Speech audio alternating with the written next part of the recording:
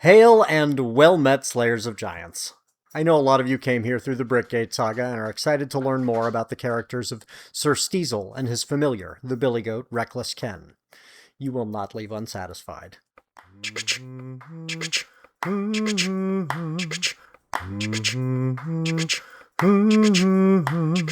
coming to you through your computer or phone from NotAPipe HQ with a guest all alone. He's nobody's hero, tried to run for the hills, but now he's back and tilting at windmills.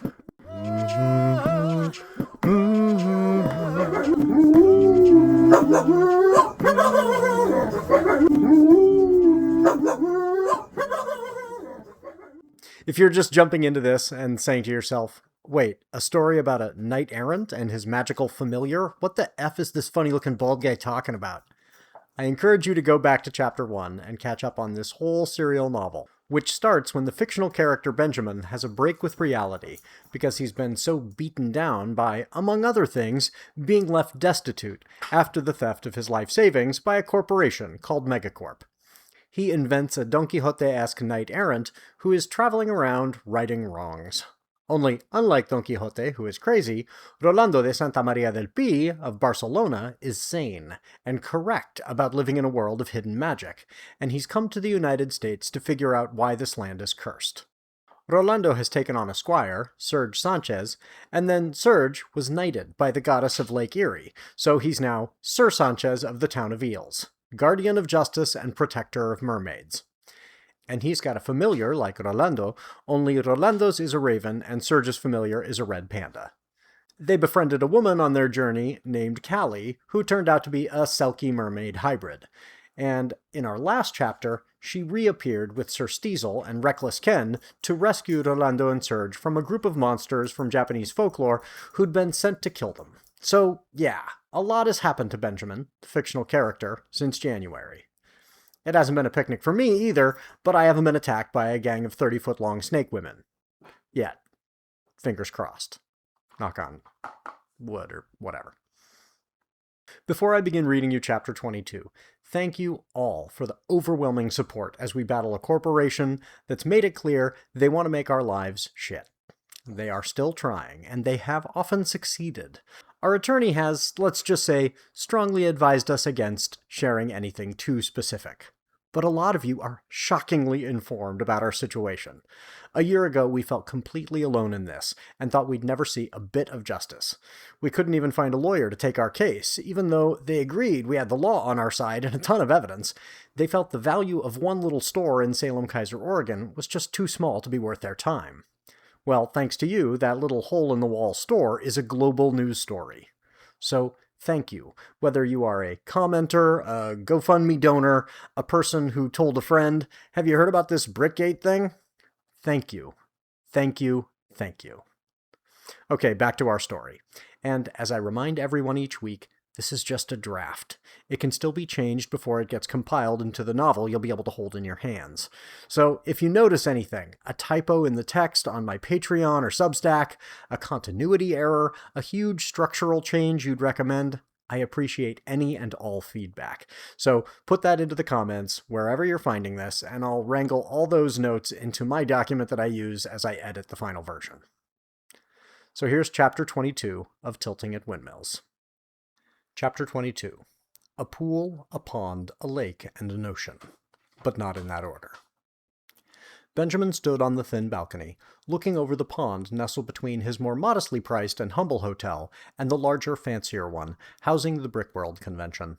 The pond itself, though artificial, had an organic shape, all curved sides like a giant amoeba.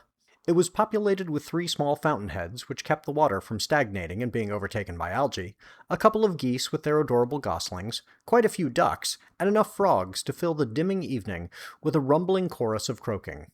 Benjamin and Chris had seen the frogs up close. One large specimen in particular had poked his eyes just above the waterline and stared at them, as they'd sat on a bench near the pond's edge and conducted a phone interview with a prominent London newspaper, which would be carrying a story about their legal battle with Megacorp.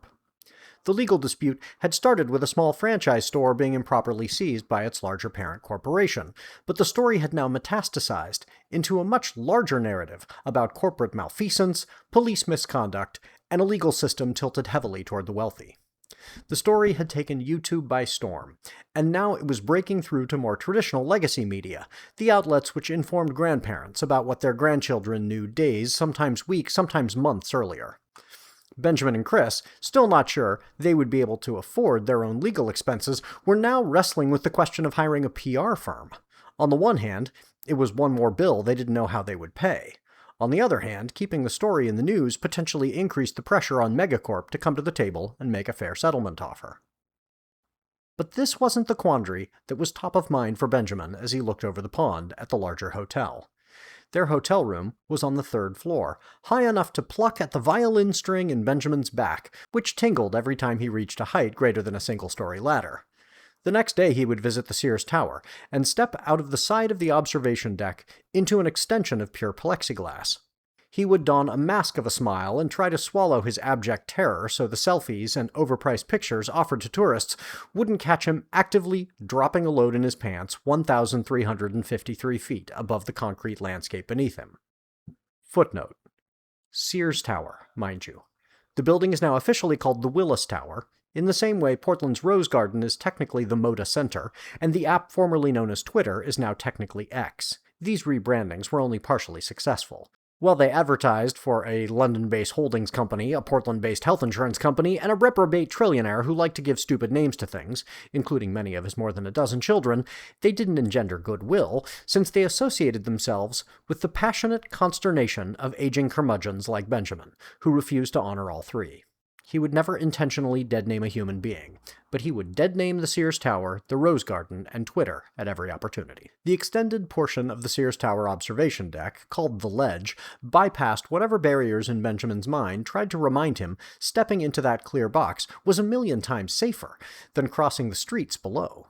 His fear of the hotel balcony was far more rational, especially since Chris had pointed out the railing was missing one of the bolts meant to hold it in place.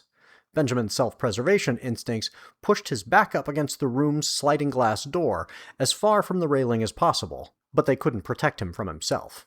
He tapped the ash from his cigarette into one of the room's plastic cups, half filled with water.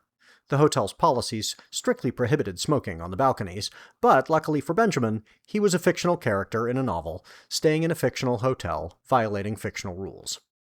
He took a drag, exhaled, and examined the mirror image of the far hotel on the surface of the pond, a near-perfect upside-down replica, complete with a twin sun setting over its shoulder, except that the reflection wavered in the ripples created by the three small fountainheads, like the image stood beyond the hot asphalt on a summer's day in Phoenix, Arizona, instead of a perfectly comfortable evening in Chicago. While studying the surface of the pond, Benjamin engaged in the activity humanity has long recognized as the proper response to a scene of such serenity. He reflected. But he reflected on the wrong thing. He should have allowed himself to contemplate the surreal nature of the day. In addition to the interview with the reporter from London, he'd gone to that hotel and convention center across the pond he now saw duplicated before him. There, he and Chris had been greeted as quasi-celebrities, important characters in the drama which had captured the convention-goers' attention. Benjamin and Chris were almost universally recognized by the Brick community as sympathetic victims of Megacorp.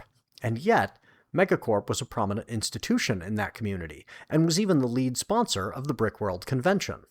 It was no accident Chris had chosen this particular convention to attend. This perfectly aligned with the specific kind of punk pettiness she most enjoyed, showing up where she was unwelcome in the eyes of people she didn't respect, and existing as a kind of protest in their space. Benjamin, by contrast, had spent much of his childhood maintaining the kind of Midwest propriety which dictated that, while it was fine to wear an excess of metal spikes and safety pins to a punk show on a Saturday night, one ought to wear a suit and tie to church on Sunday morning, attending both a concert and a church where most of the congregants were of the same racial and socioeconomic background, dressed in the costume that would make them maximally comfortable.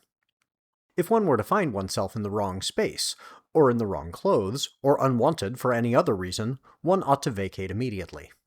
Though he'd grown away from the church, learned to recognize the way these racist and classist ideas were rooted in that culture, and had done his best to embrace a Pacific Northwest version of the punk ethos of radical inclusion, he still dithered about entering spaces where he was not welcome, and he couldn't enjoy the feeling someone might be made uncomfortable by his presence. The response from the conventioneers scored points for Chris's strategy. Benjamin could see that even in the heart of the Midwest, the polite attendees thoroughly enjoyed looking over their shoulder in the direction of Megacorp's centrally located booth, then shaking Chris and Benjamin's hands and asking to pose with them in group selfies.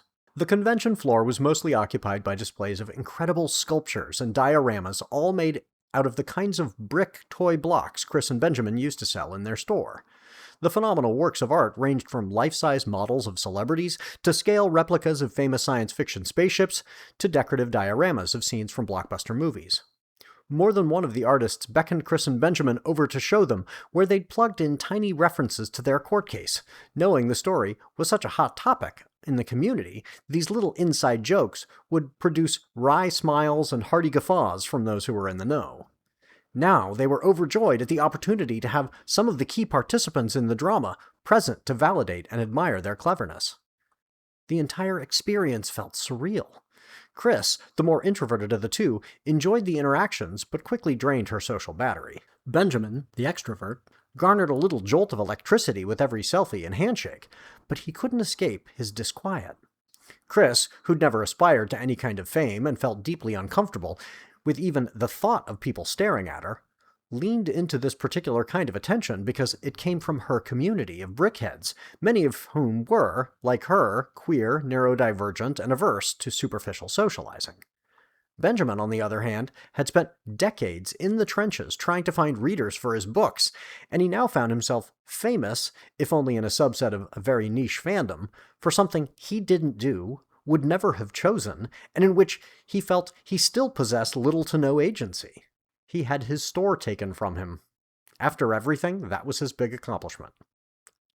One helpful conventioneer reminded them, without any prompting, that Megacorp had done the same thing to other franchisees in the past and had continued to do it after taking Chris and Benjamin's store. The couple were special because they continued to fight back. Benjamin wished he'd asked that convention attendee for their Instagram handle or some other means to communicate with them, just so he could reach out and tell them how much their insight meant to him. Yet, as he stood, looking down on the reflective surface of the pond, he couldn't focus on the emotional roller coaster that was the day at Brickworld, nor could he think about the couple's tourist plans for the next day, which would, among other things, include the Millennium Gate, a large art installation in the heart of the city, which played with the concept of reflection itself by distorting viewers' visions of themselves as they approached and passed under the 33-foot-tall, 66-foot-long, and 42-foot-deep object's chrome surface and non-Euclidean shape. Though Benjamin couldn't fully acknowledge it, his inability to focus on the day's events was an unconscious defense mechanism. The actual circumstances of the court case were in such flux, so uncertain, even their own attorney couldn't tell them what to expect in terms of a timeline or the possible response from Megacorp. Benjamin honestly didn't know if he would wake up the next day to an email from their attorney instructing them to hop on a plane to Salt Lake City to participate in a mediation that might resolve the entire affair in a single session, or to wait for years of protracted litigation, which would exhaust the donations made by online supporters and bankrupt the couple all over again. Having experienced homelessness and financial destitution, and the unraveling of almost all his personal relationships only 6 months prior, Benjamin couldn't hold the possibility of a return to that kind of abject failure in his mind simultaneously with a fairy tale happily ever after, without feeling he was sitting at an old-fashioned loom, smacking the beater to drive the threads into place, crafting the ornate rug he would then pull out from under his own feet. Instead, he tried to think about a different reflecting pool entirely. One had been in the news of late, but Benjamin, operating as a writer, told himself a frame story, placing the cold facts and quips accumulated by journalists, columnists, and clever posters into a story that could provide the remove to examine it in a broader context. He imagined a universe in which a student in a creative writing MFA program brought in his pages to share in a workshop. The aspiring writer's short story employed the metaphor of the Lincoln Memorial reflecting pool, which stretched between the Lincoln Memorial and the World War II Memorial on one end of the National Mall. The story tried to use this symbol to illustrate something about the regime in power, starring a fictionalized autocrat obsessed with building monuments to himself. This character loved adding tacky thin layers of gold leaf on everything in sight and slapping his own name on publicly owned buildings. He knocked down a third of the White House to build himself a ballroom so enormous the previously balanced classical residence now looked like a bar graph, contrasting the relative unimportance of governing done in the small West Wing, the larger aggrandizement of the individual residing in the middle, and the vastly more important commitment to decadent and shameless celebration of graft. Meanwhile, the character also commissioned the building of a giant victory arch, commemorating the presidency which had launched and lost one of the nation's most embarrassing wars.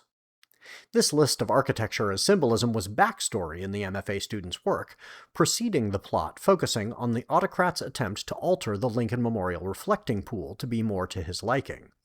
The would-be tin pot dictator had run on a pledge to quote, drain the swamp, unquote, a promise which appealed to people frustrated with bloated bureaucracy, which did double duty as a dog whistle for those who wanted to remove the people sitting in government offices working to prevent the most hateful Americans from removing Americans they hated. In addition to this slogan, the reality show Businessman had promised to return the country to some non-existent past. Then, once in office, he'd set out to change it dramatically into something it had never been.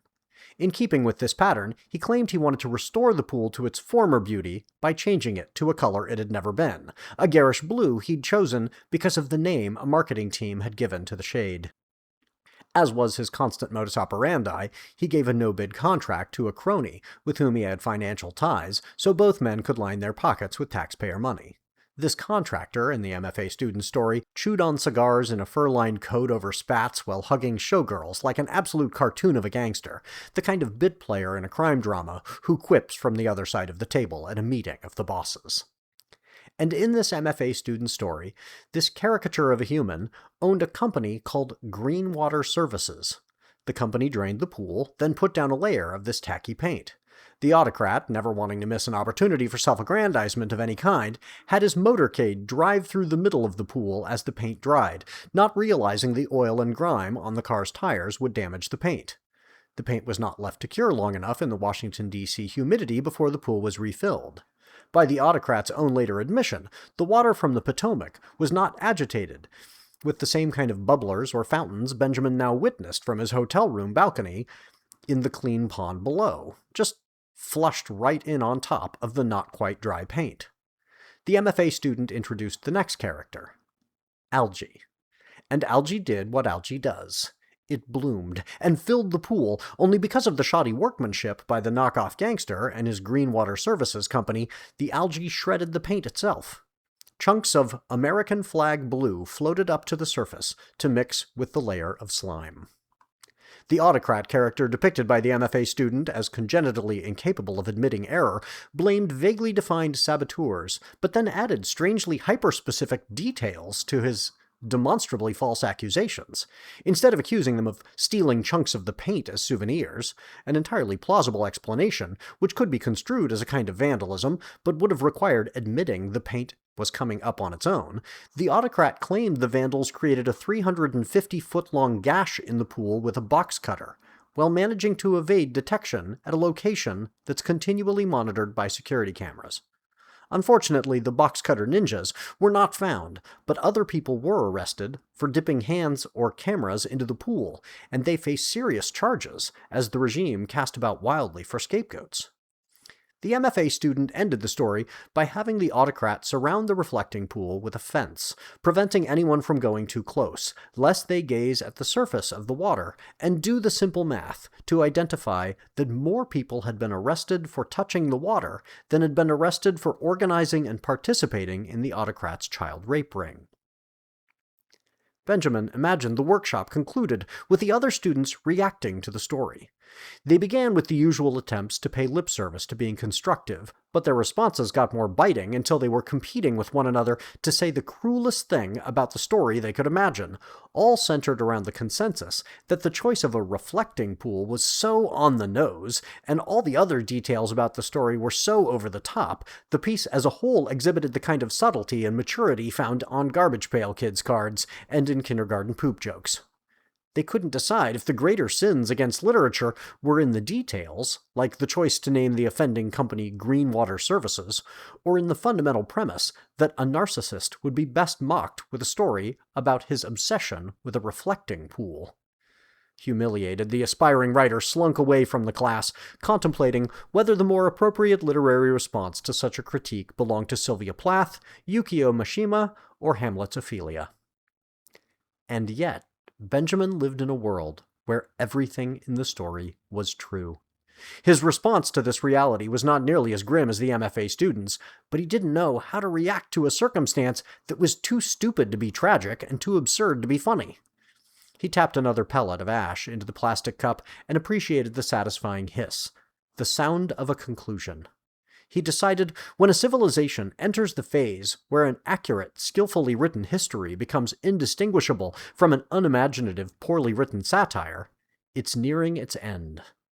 And when a picture, not some AI-generated, digitally altered depiction, but an honest-to-goodness, genuine article, light entering a lens and imprisoned in film photograph, can function perfectly as a Sunday morning political cartoon without any speech bubble or clever caption, we're f***ed.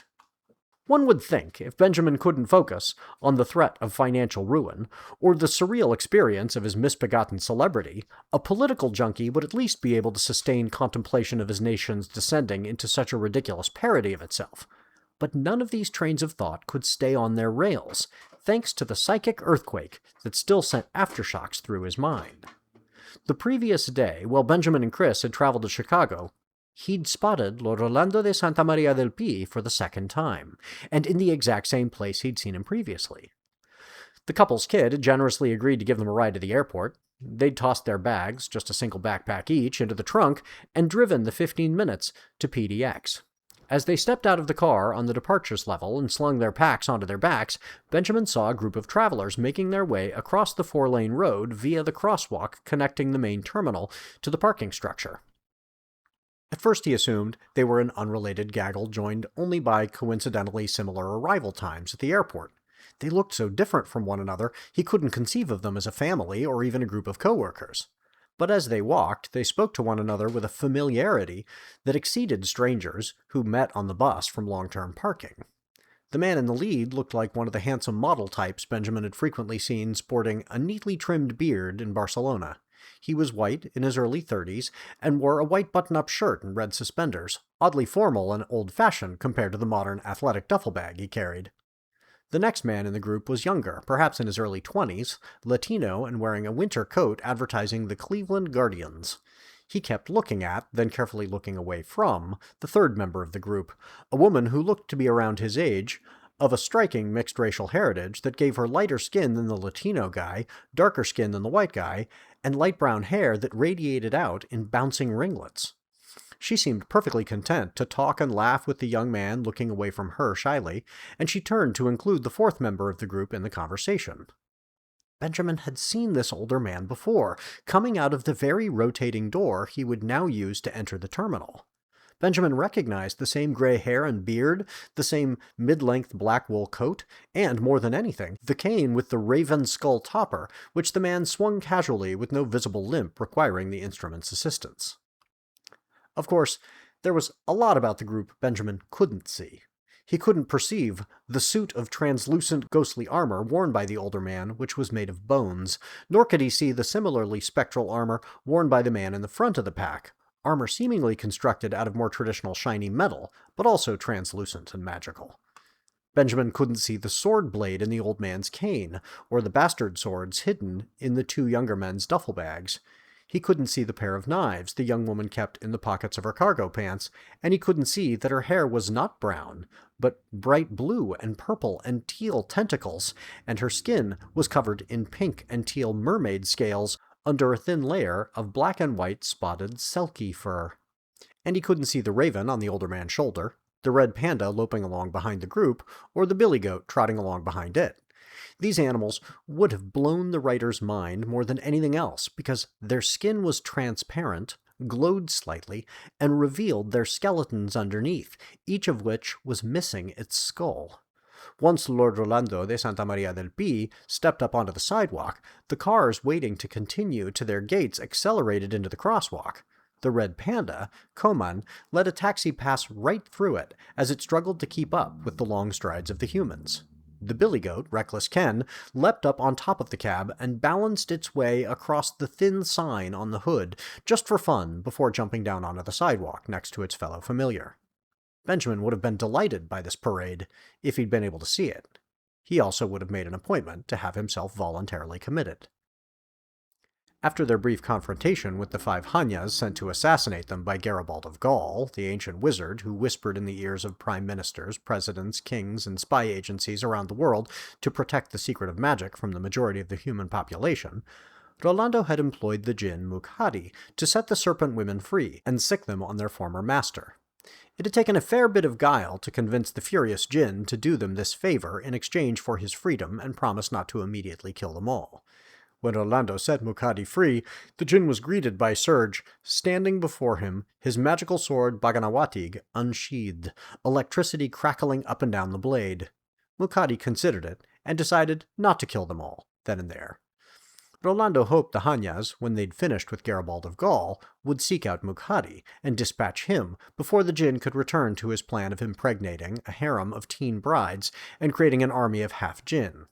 Hanyas, the products of unfaithful and abusive men, frowned on that kind of behavior, and they couldn't be harmed by any man, so the jinn wouldn't be able to stop them when they came for him.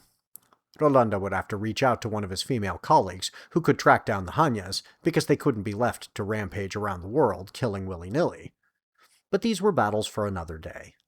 Callie and Sir Stezill had told them they would inform them about the next steps in their search for the evil wizard Fenkum in transit to Chicago, so they sent the Hanyas and Jinn off, and Serge and Rolando hastily packed their bags.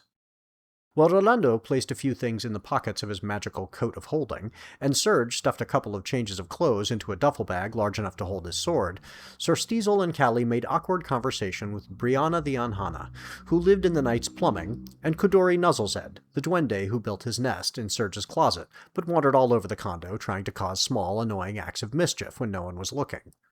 Brianna noticed the way Serge acted around Callie and became immediately jealous. She avoided any direct hostile actions, but she asked passive-aggressive questions about what it was like to have scales and fur in an effort to remind Serge that Callie was not that much more human than she was.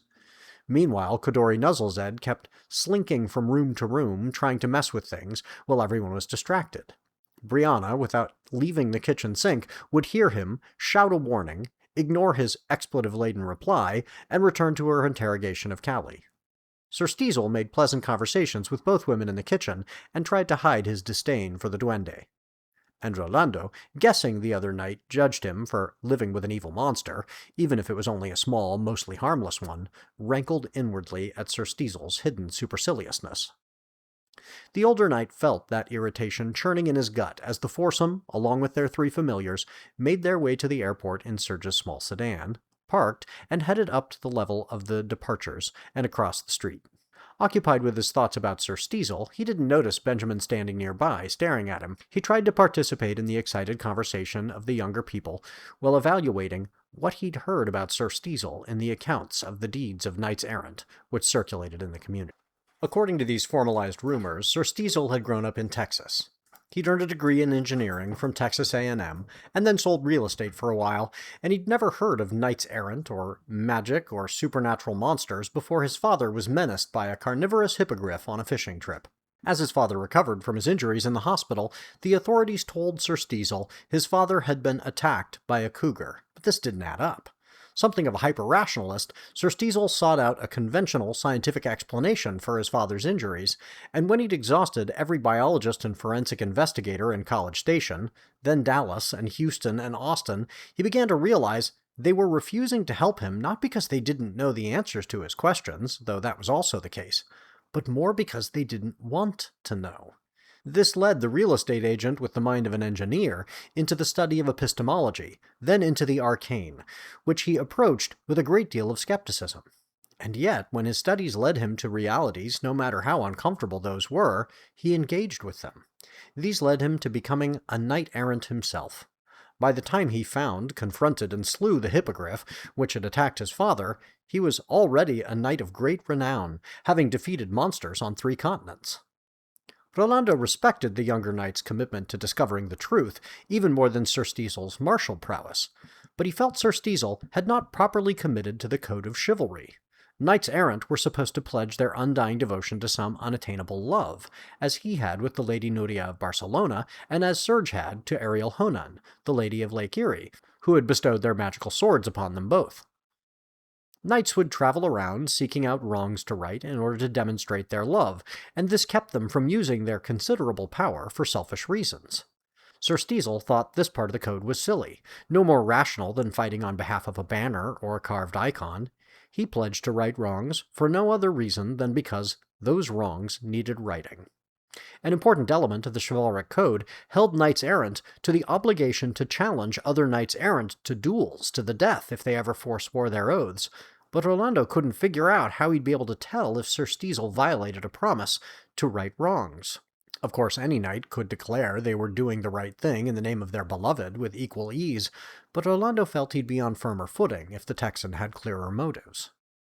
Rolando was glad to have Callie back, though not as grateful as Serge. Rolando admired her energy and courage, but he worried Serge's obvious infatuation might lead to either heartbreak or a renunciation of the new knight's oath to Lady Ariel Honan. The former could lead to dangerous distraction on the battlefield. The latter might leave Rolando obligated to challenge his former squire to a duel. As they passed through the large rotating doors and made their way to the ticket counter, Callie caught them up on her story. "Okay, so why Chicago, right?" She turned and walked backwards as she spoke to Rolando. "First, you were correct. I found some Selkies, and they were very welcoming, but they treated me as a guest, a distant cousin, who'd come to visit. You know what people say about guests and fish? Well, Selkies say that too. So after the situation had started to stink for everyone, one of my new cousins volunteered to take me to find some merfolk. And that was no easy thing for her because Selkies, despite their ability to stay underwater for a long time, are air breathers, just like seals. Merfolk, on the other hand, live way down in the depths for safety because they're water breathers. They only come up anywhere near the surface when they're like curious teenagers who want to explore and think they're immortal." She turned back to Serge. "Not immortal, by the way. Pretty close to human lifespans, both merfolk and Selkies. So that was interesting. A little bit longer. Healthier diet." She turned back to Rolando. "Well, we lucked out and found a merman, a teenage boy, checking things out on a beach, and he agreed to take me back to his people. But then," she turned to Serge, "just as you would expect, they treated me like a distant relative too. This time I was more emotionally prepared. I hung out there for a while, learned all I could about my mer side, stayed there for longer, almost a month, but eventually I got tired of it and decided to move on. And I thought to myself, Self, you're a mer-selkie human mutt. Why do you have to go back to the United States? Go see the world, right? So I went to Hawaii, then on to Southeast Asia." Serge gaped. "You swam all the way across the Pacific?" "No, most air breathers don't know this, but there aren't a lot of fish when you get too far from the land. The ocean gets too deep for sunlight to reach plants on the bottom, and the whole ecosystem loses an important part of its foundation. You get out in the open ocean, way out, and there's just not enough to eat. But cruise ships are surprisingly easy to stow away on. So a couple of long sea voyages, and I was in Thailand. And that was fun. When I got bored there, I decided to check out the Philippines. And that's where I ran into..." "You kid," Rolando said. "Not kidding." "Dame Kinoshita?" "Exactly." Rolando motioned to Serge. "Remember when I told you I had a contact who was in the Philippines? That's Dame Kinoshita. She's a knight-errant from Japan, and she was hunting a monster in the Philippines when I got in touch with her and had her check out graveyards there to see if the spirits were at rest." "Well, that was before I met her, because she told me about that. She was hunting an evil Encanto who was kidnapping and raping women from small villages. The Encanto are shapeshifters, so when Dame Kinoshita's searching spell found me, she thought I might be the creature she was hunting. But then when she saw me, she recognized what I was immediately. I told her she wasn't the first knight-errant I'd met, and we made the connection. She told me you were in Portland, and that I ought to find Sir Stezill, because he was headed here to find you. Sir Stezill jumped in. I'd learned Garibald of Gaul was looking for you, and his intentions were not good. Rolando tried to mask his suspicions as best he could with an innocent tone. Oh, how did you learn this? Now it was Reckless Ken's turn. The billy goat stepped into the middle of the huddle and said, From me. Any human watching would have seen 4 people standing in a rough circle, looking down at an empty space between them, but that might not have seemed so strange, since people often stand in circles and take pictures of their feet over the unique carpet in PDX to commemorate their travels. It's a Portland thing. Garibald came to talk to Sir Stezill about going back to the United States, the billy goat explained, and everything seemed very chill and normal. But I have a special power. Then a bunch of things happened at once. Sir Stezill said, Don't, in a warning tone, then slapped his hand over his mouth. Poe squawked something in Catalan in Rolando's ear, and Rolando slapped a hand over his mouth too. Coman stood up on its hind legs and shot its hands up into the air, but said nothing. Callie and Serge looked back and forth between Lord Rolando and Sir Stezill, confused. Then Callie said, So what? I have a crush on Serge, but if I fuck him, he'll just think it's because I'm a whore. And Serge said, I've fallen head over heels in love with Callie. And Coman said, After 50 years of menopause, I can finally masturbate again, but I don't know if a red panda is physiologically compatible with a raven, and I don't feel comfortable asking Poe. Poe squealed something in Catalan that made Rolando and Coman's eyes go wide. Into their hands, Rolando and Sir Stezill mumbled and hummed things no one could make out. Dang, Reckless Ken said. That was a lot. He looked up at Rolando. You know the spell called Zone of Truth? Well, I can cast it without anyone knowing. I knew you'd cast something, Coman said. I just didn't know what it was. Yeah, the humans can't see that bubble, Reckless Ken told the red panda. But next time you'll know to warn Sir Sanchez. He looked back up at Rolando. So that's kind of my superpower. People say things around me that they don't want to say. Even wizards and warrior mages who can see me. They think, he's just a billy goat. He's just a familiar. He just likes balancing on things. They barely notice I'm there. So when Garibald met up with Stezill, I waited until just the right time. He told Stezill to go find you here in the U.S., and bam, I tripped my trap. Rolando lowered his hand. What did he admit? Wait, is it still on? I'm 158 years old and worried I might not be able to keep up with these young bucks anymore. Damn it. Sir Stezill shrugged and lowered his own hand. I'm secretly 62 years old and worried the anti-aging spells won't keep me from balding indefinitely. I noticed some thinning on the top in the bathroom the other day. He looked down at Reckless Ken. I really wish you'd give me more warning. I'm your knight, your guy. You're supposed to look out for me. Reckless Ken waggled its horns back and forth slowly in a billy goat shrug. Dang, okay, Stezill. Sir Stezill returned his attention to Rolando. Garibald said he tricked you into coming to the U.S. because he sends knights errant to America to die. What did you do? I said, Wait, did you just say? And then he teleported away. So I put out some feelers and got in touch with Dame Kinoshita, who told me where you were, and then she called back and told me to bring Callie along. But Dame Kinoshita wasn't the only knight who got back to me. I got a call from Sir Adeboele. From Benin? Sir Stezill nodded. Yes, that's him, but he's in Canada right now. And he learned there's an emergency meeting of the great ladies and lords of the lakes. Well, he called them the Lukwata of the lakes, but there's only one Lukwata, and she lives in Lake Victoria between Uganda, Kenya, and Tanzania. But I assume he's talking about the ladies and lords of the Great Lakes between the United States and Canada, since they're having their meeting in Chicago. Perhaps they are Lukwata as well, Rolando said. He turned to Serge. The original Lukwata is a 30-foot-long mystical serpent, but she is also a shape-changer, so even though Ariel Honan appeared to us as a human-sized cougar woman, she may be the same species as the Lukwata. Who knows? Maybe we'll find out, Sir Stezill said. We need to go to that meeting and see if they can explain why Garibald is sending knights to die in the United States. And his connection to the wizard Fenkum, Serge added. Who's Fenkum?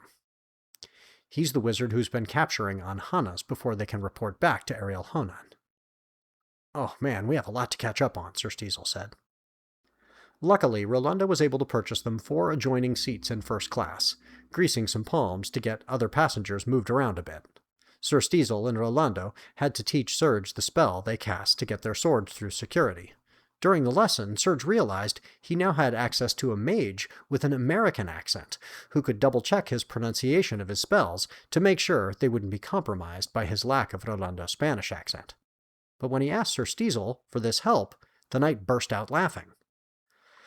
"Sorry," he said, calming down. "It's just, I'm from Texas, and learned most of my magic from another knight-errant and warrior mage in Texas, who's older than Rolando." Now it was Rolando's turn to laugh. "I don't get it," Serge said. "Texas was part of Mexico until 1836, Rolando explained. Sir Stezill's mentor's first language was also Spanish." The foursome arrived at their gate and barely had time to sit down before the attendants called for first-class passengers to begin boarding, and that was a relief to Callie and Serge, who didn't know if they should sit next to one another after what they'd just admitted when in the zone of truth. Everyone else found the couple's discomfort very amusing, but were too polite to say so out loud. Benjamin didn't notice Rolando and his compatriots while sitting at the gate because his son had turned him on to a highly addictive game on his phone, but he noticed Rolando again as he passed him in the plane, making his way back to the cheap seats. He considered tapping Chris on the shoulder and pointing Rolando out to her, then realized he wouldn't know what to say. "See that guy? He was here at the airport when we got back from Spain, and now he's here in the same plane going to Chicago. Isn't that a weird coincidence?" But was it? For all Benjamin knew, the guy was a frequent business traveler. He couldn't articulate why he felt a connection to this strange man, so how could he explain it to Chris? But the next evening, as he stared at the pond between the hotels, he couldn't shake the feeling this pair of chance meetings meant something. Benjamin had given up his belief in the supernatural when he'd relinquished his Christianity in his mid-20s, but he'd processed that loss with a novel full of mythological characters, then written 3 more books full of monsters from folklore. He loved the idea of magic. He just didn't believe in it. Unexplained phenomena were merely events which hadn't been studied sufficiently, and coincidences were inevitable pairings given erroneous meaning by observers desperate for more significance in a random, senseless universe. He figured something about the man had caught his attention, perhaps the cane, with the raven skull on top, or the man's similarity to the guy in the Dos Equis beer commercials, and seeing him a second time didn't have to mean any more than that. Yet the connection felt different somehow. Benjamin dropped the remainder of his cigarette into the plastic cup of water. He shook his head slightly as he set the cup down on the balcony floor and slid open the glass door to the hotel room. It didn't have to mean anything, he told himself. He was just a guy who had a store and then had it stolen by a corporation sponsoring the convention on the other side of the pond. And it was just a pond, not the reflecting pool on the National Mall. And it was just a country, not any different from Spain or any of the 20 others he'd visited. Corporations probably stole franchise locations from their owners all over the world. It surely didn't reveal anything about the country, and he was a bit part in the drama, so it didn't really say anything about his character either. What was the old Mel Brooks line? Tragedy is when I cut my finger, comedy is when you fall into an open sewer and die. Benjamin reminded himself these seemingly connected, ostensibly meaningful events had only one thing in common. Just as they rotated around a medium-sized, middle-aged star, and only the people who happened to evolve in its vicinity considered it important, Benjamin reminded himself the coincidences he witnessed did not make him consequential. With that in mind, he went to bed, and dreamt of a universe where everything was made of brightly colored plastic bricks, which somehow managed to form shapes that were magical. As Benjamin turned away from the pond between the hotels, by pure meaningless coincidence, Rolando stared out over a different body of water, one so much larger it was visibly affected by the tides, and could only produce a clear reflection at a great distance. "Should I jump in?" Callie asked. They stood in a small public park with a few benches and a single statue, just east of the famous Navy Pier, which stretched out into Lake Michigan before them. Tourists packed the pier, some wandering up and down its length, others sitting at the tables outside Harry Carey's Tavern, Jimmy Buffett's Margaritaville, and other mostly chain restaurants offering tourists predictable dining experiences. A few leaned against the railing, watching the darkness overtake the lake and the lights come on in downtown as the sun set on the other side of the pier. The knights, Callie, and the familiars didn't catch anyone's eye as they waited by the statue titled Captain on the Helm, a depiction of a bearded sailor steering the wheel of a ship that was clearly cantilevered to one side, as evidenced by the angled beam holding the wheel in place and the perpendicular angled base of the statue. The placard informed viewers the statue was dedicated to, quote, the courageous mariners who guided their ships through perilous waters carrying cargo and people, unquote, and advised that they should never be forgotten, which they surely weren't, though the knights hadn't read the dedication as they passed to the lake's edge. All we know is that they are meeting somewhere in the lake, and in Chicago, Sir Stezill said. Even with you being able to explore the bottom, that's a lot of ground to cover. And you'd probably draw some attention if you jumped in, Serge said. He couldn't help but think of the way she'd stripped before leaping into the Pacific, and he hoped she didn't hear the blush in his voice. How did you get the lady, what was her name, to come out in Cleveland? Callie asked. Ariel Honan, Rolando provided. The lake was frozen over, Serge said. Rolando was going to throw a fireball at the ice, but Ariel Honan came up out of it to tell him not to. So do we threaten to boil some of the water again? Serge shook his head, then took a step toward the edge of the concrete ledge. I'll bet if I just, call out to her. On the surface below him, a single humanoid figure rose up out of the water, her tail swishing dangerously. No, that would also be embarrassing, Sir Sanchez. Please don't shout. Serge smiled, then remembered to drop to one knee and bow his head. Lady Ariel Honan, he intoned formally. Rise, my good Sir Sanchez, guardian of... what was it? Guardian of Justice. And now I've added protector of maidens and mermaidens, because, well, this is Callie, Lady Callie, the Lion-Hearted of Santa Leon, Rolando said. And this is Sir Stezill, the interrogator. And his familiar, Reckless Ken. And Sir Sanchez's familiar, Gorman Sawanarat. And you've met my friend, Poe. If we're making introductions, allow me, Lady Ariel Honan said.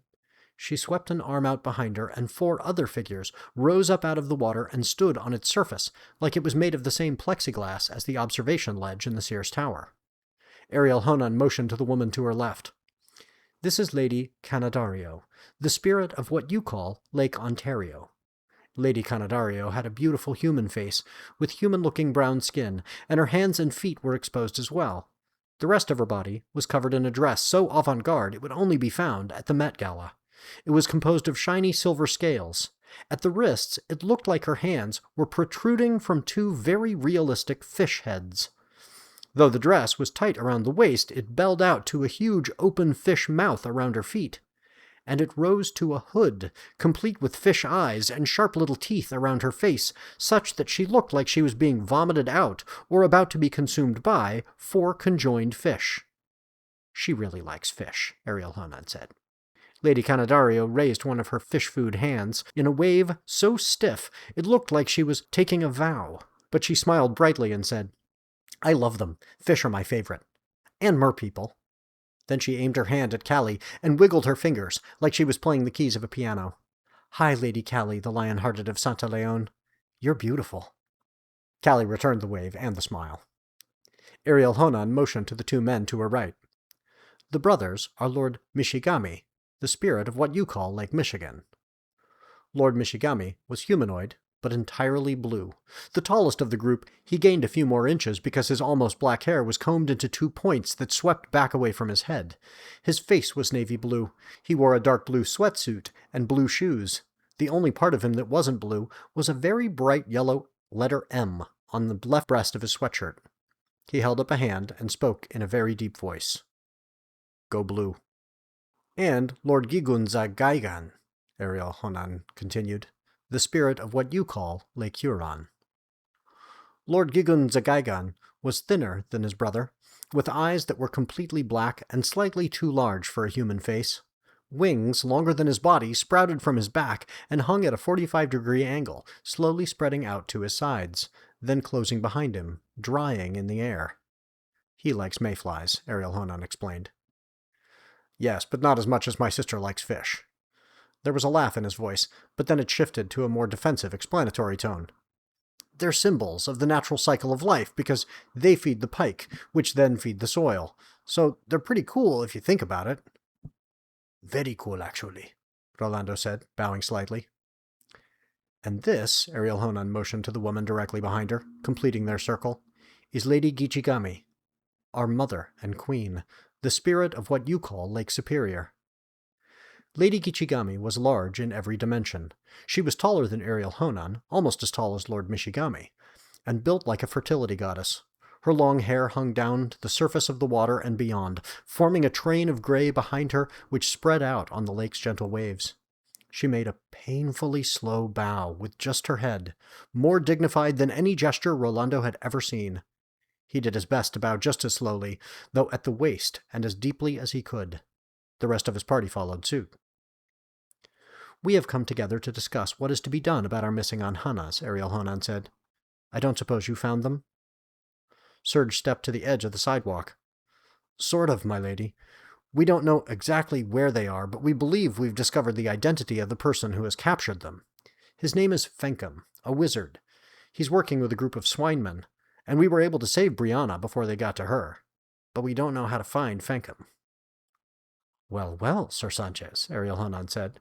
She swayed in a sultry way on the surface of the water, her tail swishing in counterbalance. I am pleased with your progress.